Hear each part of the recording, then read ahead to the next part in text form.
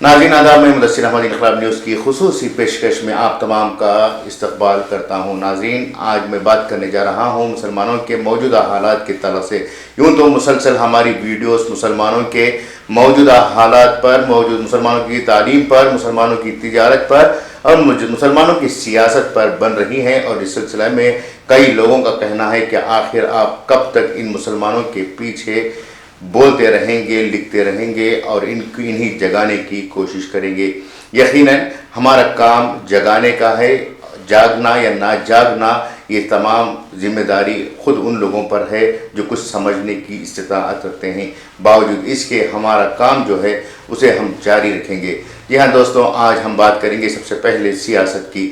مسلمانوں میں جب بھی کوئی عہدہ حاصل کرنا چاہتا ہے سیاسی طور پر، تو وہ سب سے پہلے کسی سیاسی جماعت سے جڑ جاتا ہے، اور سیاسی جماعت میں جڑنے کے بعد مسلسل لیڈروں کی چاپلوسی کرنے، لیڈروں کی جی حضوری کرنے، لیڈروں کی جے جے کار کرنے کے بعد انہیں ایک اہم عہدہ دیا جاتا ہے، وہ ہے سیاسی پارٹی کے اقلیتی شعبے میں کسی طرح کا رکن یا کسی طرح کے سیکریٹری یا پھر صدر بنا دیا جاتا ہے۔ وہ صدر بلاک کا ہو یا پھر تعلقہ کا ہو یا پھر وارڈ کا ہو یا پھر ڈسٹرکٹ کا ہو، لیکن لوگ مسلمان اس عہدے کو حاصل کرتے ہوئے بہت خوش ہو جاتے ہیں اور یہ سمجھ بیٹھتے ہیں کہ انہوں نے سیاسی زندگی میں بہت بڑی کامیابی حاصل کی ہے۔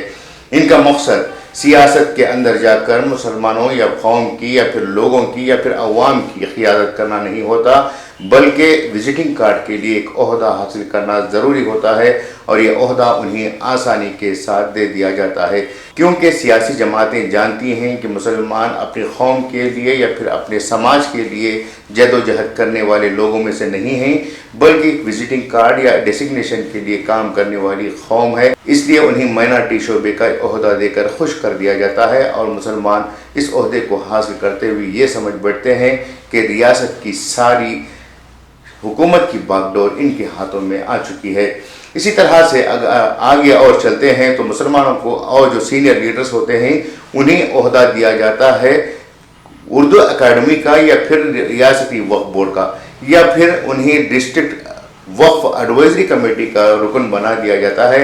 ان عہدوں کو حاصل کرنے کے بعد یہ اپنے آپ کو وزیر اعلیٰ سے کم نہیں سمجھتے، یا عہدوں کو حاصل کرنے کے بعد یہ سمجھ بیٹھتے ہیں کہ ان کی زندگیاں کامیاب ہو چکی ہیں، جبکہ سیاسی جماعتیں ہوں یا پھر حکومتیں ہوں مسلمانوں کو ان عہدوں کے لیے ریزرو کر چکے ہیں۔ اس کے علاوہ اور کوئی عہدہ دینے کے لیے حکومتوں اور حکمرانوں کا دل بالکل بھی نہیں مانتا، کیونکہ وہ جانتے ہیں کہ مسلمان اسی حد تک آگے بڑھ سکتے ہیں، اور یہ لوگ ان عہدوں کو حاصل کر کے ہی اپنے آپ کو کامیاب سمجھ بیٹھتے ہیں۔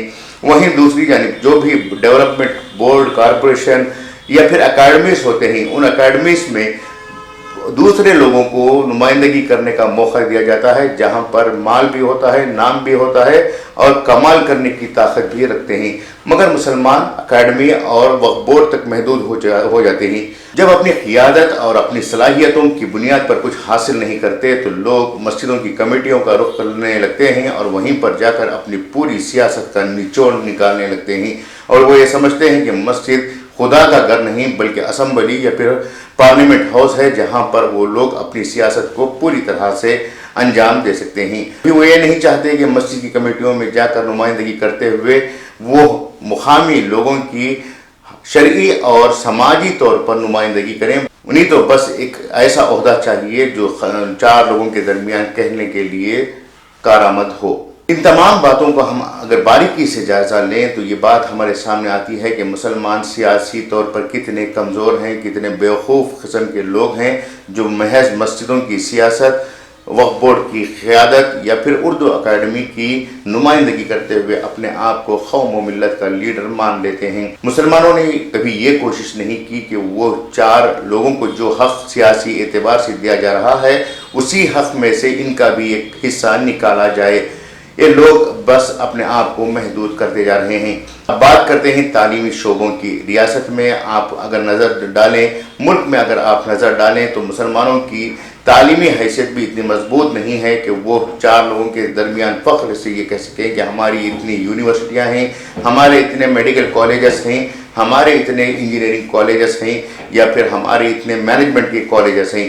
ہمارے پاس تو بہت سارے مدرسے ہوتے ہیں. اس سے بڑھ کر اگر ہم نظر ڈالیں تو ہمارے پاس LKG سے لے کر ہائی اسکول تک کے تعلیمی ادارے موجود ہیں.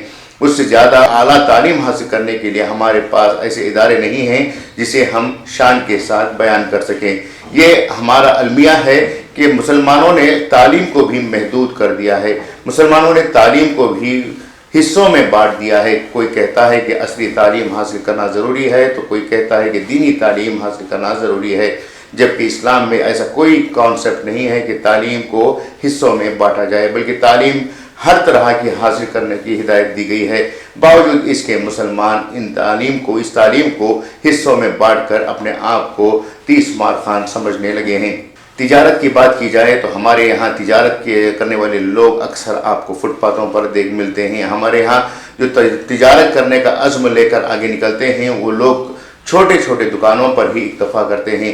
ان کے پاس صلاحیتیں ہوتی ہیں، ان کے پاس کانسیپٹ ہوتا ہے، ان کے پاس ہر طرح کی طاقت ہوتی ہے، لیکن یہ لوگ آگے نہیں بڑھتے. اور جو مالدار طبقہ ہے وہ یہ بھی نہیں چاہتا کہ وہ تجارت کے شعبے میں خود بھی آگے بڑھے اور سماج کو بھی ساتھ میں لے کر آگے بڑھیں. ہمارے سامنے ایک ایسی قوم مثال بن کر ابھر رہی ہے. اگر ہم ریاستی سطح پر بات کریں تو لنگایت سماج کے جو لوگ ہیں وہ ریاست میں کرناٹک میں بہت کم تعداد میں موجود ہیں. باوجود اس کے ان کے یہاں انفوسس جیسے جو سافٹ ویئر کمپنیز ہیں وہ موجود ہیں. ان کے یہاں KLE جیسے تعلیمی ادارے ہیں. ان کے یہاں جو تعلیم یافتہ لوگ ہیں وہ حکومت کے ہر شعبوں میں قیادت کر رہے ہیں. ان کے یہاں جو تعلیم یافتہ لوگ ہیں وہ عدالتوں میں خدمات انجام دے رہے ہیں. وہ ججز بنے ہوئے ہیں. وہ ڈپٹی کلکٹر سے لے کر تحصیلدار اور SP تک بنے ہوئے ہیں. ایسے لوگ لنگایت سماج میں موجود ہیں. لیکن مسلمان اس سے بالکل ہی ہٹ کر زندگی گزار رہے ہیں. اگر ملک کی سطح پر بات کی جائے تو گجرات جیسی ریاست کے لوگ پورے ملک پر حاوی ہو چکے ہیں. وہیں اگر بین الاقوامی سطح پر بات کریں تو یہودی جو بہت کم تعداد میں ان کی آبادی ہے وہ لوگ پوری دنیا پر راج کر رہے ہیں. لیکن مسلمانوں نے ان تمام چیزوں سے کچھ سیکھنا مناسب نہیں سمجھا. اب آخر میں بات کرتے ہیں ہماری جو ملی قیادت میں بھی آج ملاوٹ آ چکی ہے. ریاست کے کچھ نام نہاد علماء، وزراء اور حکمرانوں کے پیچھے بھاگتے ہوئے نظر آ رہے ہیں. وہیں اگر غیر مسلموں کی بات کی جائے تو مٹھوں کے جو سوامی ہوتے ہیں، جو پجاری ہوتے ہیں، وہ حکمرانوں کو اپنی انگلیوں پر نچانے کی طاقت رکھتے ہیں. وہ اگر چاہیں تو وزیر اعلیٰ سے لے کر وزیر داخلہ کو بھی اپنے مٹھ کے دروازے پر بلانے کی استطاعت رکھتے ہیں. لیکن مسلمانوں کے جو مذہبی پیشوا ہیں، مذہبی رہنما ہیں، وہ آج چھوٹی چھوٹی باتوں کو لے کر حکمرانوں کے دروازوں پر کھڑے ہوئے دکھائی دے رہے ہیں اور ان کی ہاں میں ہاں نام میں نام ملاتے ہوئے اپنے آپ کو وفادار ثابت کرنے کی کوشش کر رہے ہیں. یہ کمپیریزن ہماری اس قوم کا اور اس قوم کا جو ایک ہی ملک میں رہتے ہوئے بھی اپنے حقوق کو کس طرح سے منوا رہے ہیں. ضرورت اس بات کی ہے کہ مسلمان اپنے رویے کو تبدیل کرتے ہوئے نڈر بن کر تعلیمی اختیارات کو حاصل کرتے ہوئے صحافت، سیاست اور معاشیت میں آگے آئیں، تب جا کر قوم کی تقدیر بدل سکتی ہے. یہ تھی آج کی خاص خبر اور خاص فکر. امید کہ آپ کو پسند آئے گی. پھر ایک نئی فکر کے ساتھ آپ کے سامنے میزبان مدثر احمد پیش ہوگا. تب تک اجازت دیجیے. شکریہ.